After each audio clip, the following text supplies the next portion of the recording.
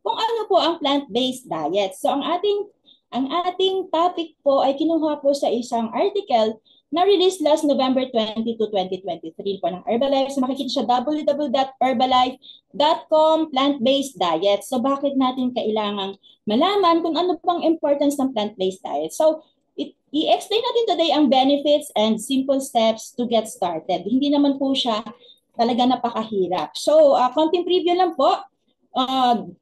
For the last 5 years na, 'di ba? During those fascinating time, 'di ba? Medyo ang daming nagkakagulo na parang inayos lahat ng lifestyle dahil po sa takot. O, 'di ba? So ngayon meron na namang bagong strain. So, ang gagawin natin today, hindi namin kayo tatakutin, kundi i-inform namin kayo kung ano ang gagawin nating solution para hindi na po tayo mag-worry sa mga kung ano-anong virus 'yan kasi talagang kailangan lang talaga nating ayusin ang ating mga lifestyle para maging maayos pang ating pangakatawan. Okay, so, yun nga.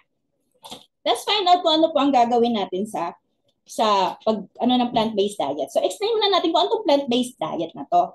Ang plant-based diet is a diet consisting mostly of entirely plant lang na food or hindi po lahat. Pwede siyang puro plant-based, puro plant lang lahat ang food or pwedeng halo.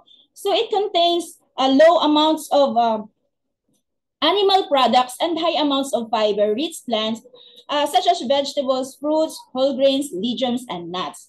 So why is plant-based eating healthy? Bakit nasasabi natin healthy talaga pag plant-based eh? So we all know that ang diet na nagko-contain ng maraming fruits and vegetables, ayun yung mga foods na may nagbibigay ng improved energy levels and nagpapahaba ng lifespan nating mga tao. So una dyan, this is good for our health, heart health. Ayan. Kasi nga, di ba sa nutrients, good for gut health, sa digestion naman yon. So di ba, pag walang masyadong taba, walang masyadong mga kung ano-anong, mabilis lang ito matunaw sa ating digestive tract. So it reduces risk of chronic diseases, na-explain kanina sa Healthy Breakfast. It aids in weight loss. So environmental sustainability, ayan. So eco-friendly pagka kumakain tayo ng plant-based. So it lowers blood pressure. It may help prevent type 2 diabetes, so reduce the risk of cancer. Good for brain functioning, and it lowers blood cholesterol. So meron din nung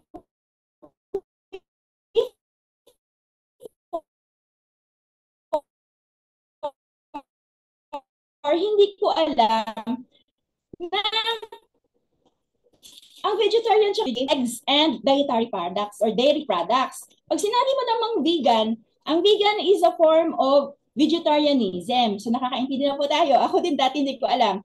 Hindi sila kumakain ng mga food that come from animals, including dairy products, eggs, and even honey and gelatin. So ang lungkot ng buhay, di ba? Kasi hindi nila nakakain yung ganon. Meron din, kung hindi nyo talaga kaya yung ganito, maging flexitarian naman po tayo. Di ba? Coming from the word flexi or flexible, ito yung diet na also called semi-vegetarian lang po diet.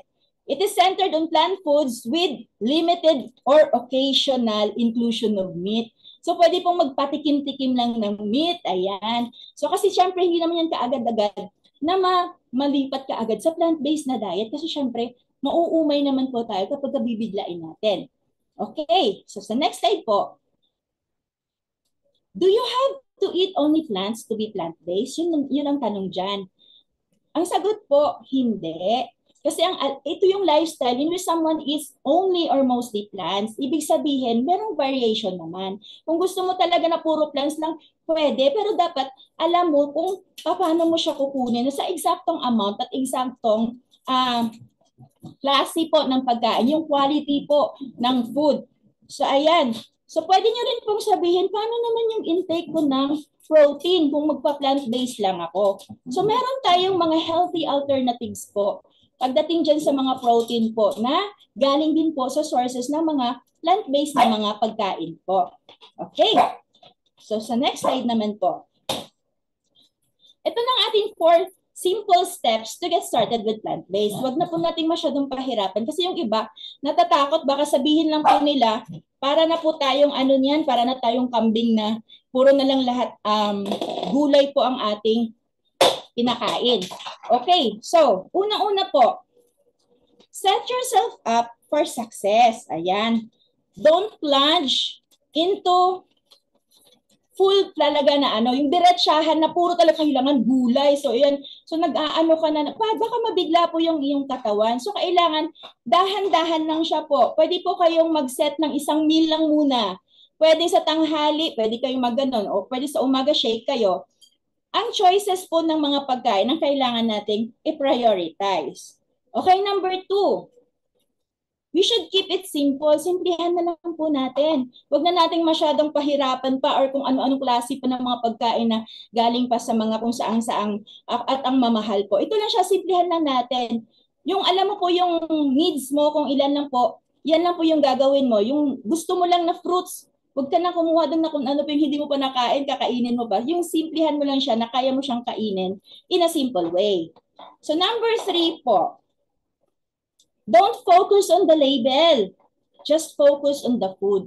Kahit ilagay dyan 100% vegan, hindi po natin alam na meron pa rin silang nilalagay na chemicals dyan. So mas maganda po, galing talaga sa source niya or pumunta. Di ba, minsan mas maganda bumili. Bumibili ako, may mga garden kasi dito sa area namin na project ng mayor na tinatamnan yung mga blanco po or yung mga walang bahay na mga lupa, tinatamnan and then nagbebenta sila ng mga para income generating project din po yan ng barangay. So, mas maganda po kasi walang fertilizer at the same time, galing siya sa source. So, yun ang sinasabi natin. Huwag na tayong mag-focus na hanapin pa natin sa market kasi yung mga magagandang packaging na yan kailangan, di ba, merong farms, sabihin ko na, kunyari, kailangan Bison Farms talaga or ano, hindi po natin kailangan ng sobrang mahal at sobrang maganda yung packaging. Ang importante lang, galing lang po siya talaga sa lupa. So parang handpick siya and then diretso na po sa kitchen ninyo. So yun po ang in-explain dyan na wag na po tayo mag-focus sa label. Okay?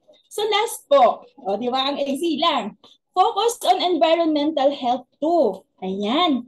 So ayan po, dyan in-explain po dyan na kapag plant-based po ang iyong kakainin, talaga pong nakakatulong siya sa environment, nagiging eco-friendly siya. Kasi syempre, itatanim mo lang yung plant, di ba?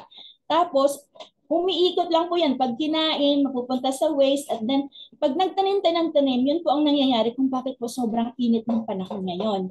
Kung napapansin nyo po, mas malapad pa yung mga gumagawa ng mga condominium units, nawawala na po tayo ng matamnan.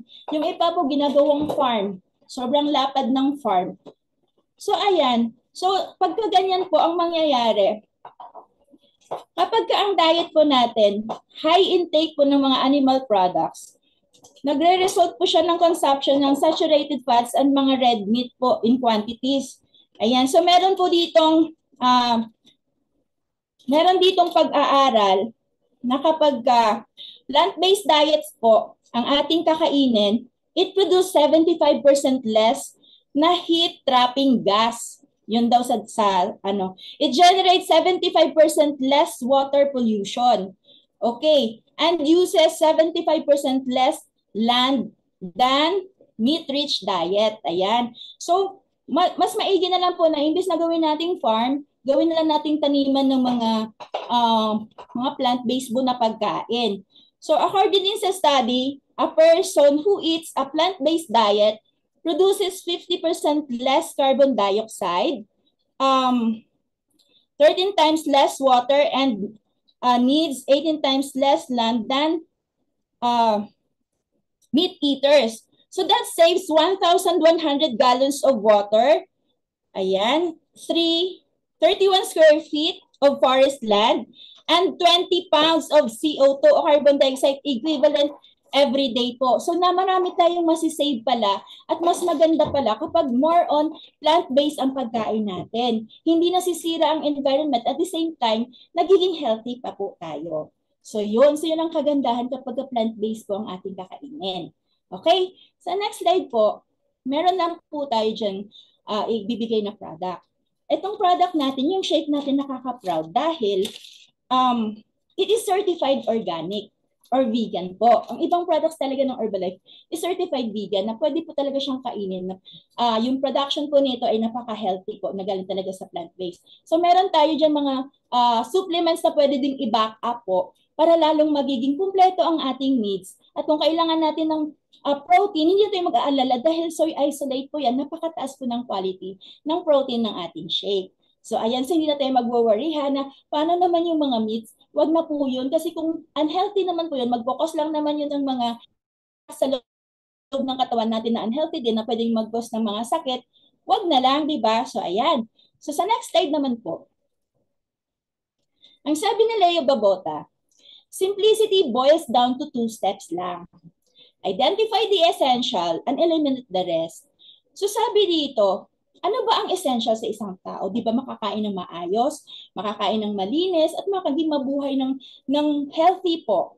So yun lang naman, simplihan lang natin ang buhay. Huwag na natin maging gawing complicated pa. Kasi kapag alam na natin na ang need natin is eto lang, hayaan na natin yung iba, wala nang masyadong kung ano-ano pa nakakainin na hindi naman kailangan ng katawan. Okay, with that, thank you so much for listening. Sana po na-enlighten po kayo kung bakit kailangan nating mag-shake po ng 2 beses every day and kailangan nating pangalagaan ang ating environment para po sa mga future po na generation. So thank you so much. Back to me. Salamat po.